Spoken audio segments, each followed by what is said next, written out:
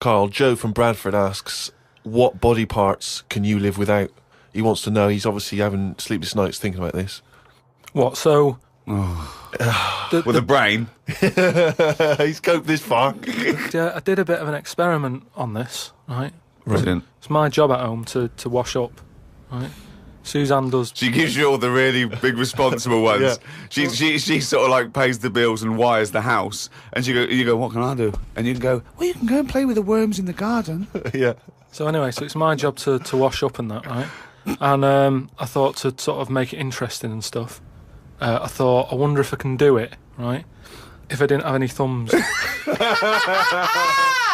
so what did you do? So I just sort of sliced off your thumbs. I just sort of held them in, and it's amazing how, like, it took me ages. Just having that one thing gone. Well, it's part of our evolution, the opposable thumb. Basically, that's when we soared. These are milestones in human evolution. The opposable thumb, the forward-facing eyes, the upright. These are massive things in taking us out of the animal kingdom. And one day, Karl, you'll walk upright. But what do you mean about eyes facing forward? You mean before we got here, there was people whose eyes were looking in their head? So when you were doing this experiment, washing up, you say that you found it difficult, it took you ages. So you didn't just give up once you realised how essential thumbs were. No, you actually washed up everything. I just think of Suzanne walking in and Karl's there, just covered in water and fairy liquid suds, standing on a pile of broken crockery. Yeah, plunging his face into the sink every 30 seconds and just swishing his head around. But we talked about the washing up thing before, haven't we? And I sort of look out of a window, so the sink's in front of the window. Yeah. And that's why I quite like washing up, because I can just look out onto the street, see people going past. There's like a local homeless fella called Franco. You know, I look out and that he's all right and everything. Sure. But I was looking across the way, right, and there's some Chinese people who live in a flat, right, really small flat, and they're up till all hours. I don't know what they're doing. But they decide to back up at about 3:30 in the morning. Right? They're always really noisy and that. But above them, there was some woman, right, who the sort of bedroom is on par to our kitchen, right? Yeah. So I'm sort of washing up. Yeah. And I sort of look across and see this woman with like, you know, no pants on and that, no bra and that. Naked. Yeah, just... That's the word you're looking for. Yeah, she's just wandering about, you know, on that. So I was like, oh, what's going on there? So I carried on washing up and that, right? And kept looking, and then I was looking and she looked at me. Right, so we made eye contact. Sure.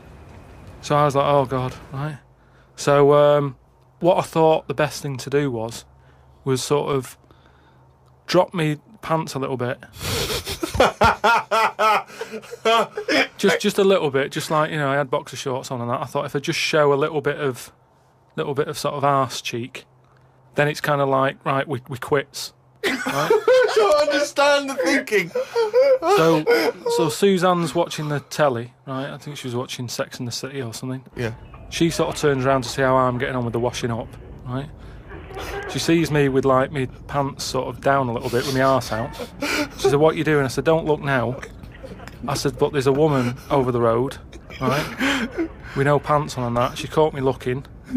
I'm just giving her a bit back. I love the fact that he explains the rules and Suzanne's meant to go, okay. That makes sense. But I don't... So hang on. So you showed a bit of your arse. You turned, presumably, to show the arse. So why did the arse at the woman? I had to lift it up a little bit on the sort of on the draining board. What? Hang on, though. What did she do? Did you register her reaction when she saw a bit of your arse? What happened? When she saw my arse? Yeah. Well, then I wasn't looking because I thought, in a way, I don't want it to look like, well, I've seen a bit of your stuff, here's a bit of mine. I just thought, at the end of the day, I caught a glance of you. It's only fair. You've had a bit back. You know, I'm not making a big deal out of it. I genuinely think James Stewart missed a trick here in Rear Window. Yeah.